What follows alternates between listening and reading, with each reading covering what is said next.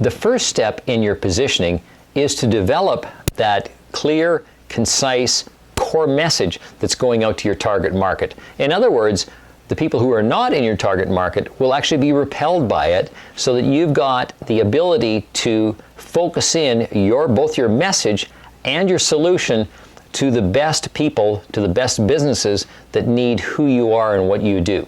Now let's just take a look at how to develop that core message.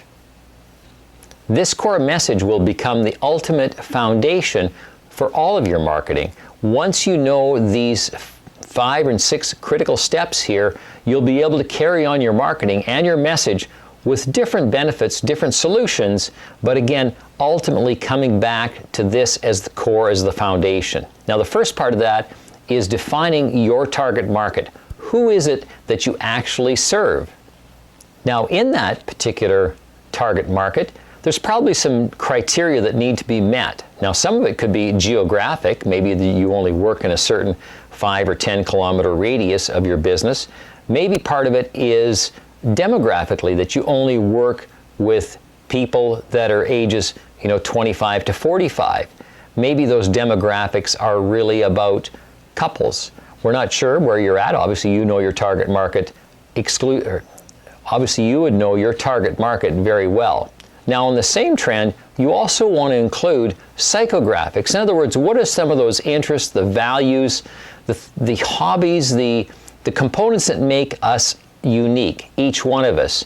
You're going to find that your target market and the ones you like to deal with and the ones that are probably the most profitable and the ones that keep coming back have certain attributes that you relate to and they relate to you. So that's kind of that first step. That's the target market. That's who you should be looking at. Now, the next part is, what is the pain or the problem or the challenge? What's this, I guess, negative reason why they're looking for a solution? There has to be a reason why they're looking a solution, either online, giving you a phone call, sending you an email. But we want to be able to identify that particular pain point, and at the same time, there's going to be a benefit and something positive attached to that, but usually what they're looking for is, and what we're looking to do, is to solve somebody's problem. So that leads us into the solution. What are these results that you're getting for your clients, customers, or patients? And the analogy would be kind of like a before and after.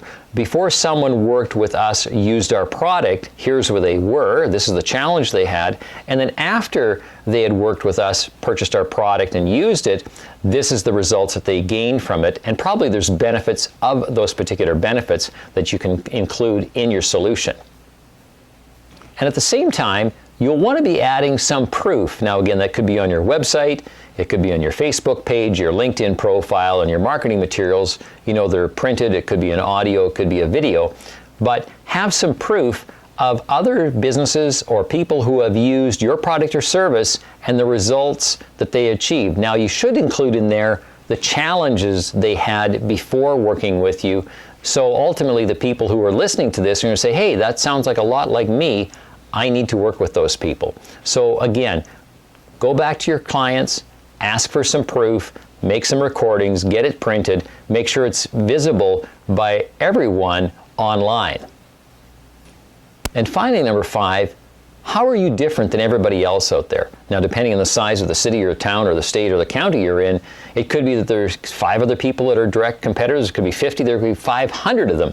So in other words, how can you explain to somebody else how you are unique? What makes you different for this particular target market? Now, it takes a little bit of time to think this through, and we're going to be doing a complete different series on that, but to kind of package it up succinctly, it's like, what's the unique value I bring for this particular target market, and how is that solution different, better, more cost-effective, delivers more results at the end? There has to be something that's unique, whether that's 1, 2, or 3 different things that make you unique and different from the rest. Make sure you include that in your marketing message.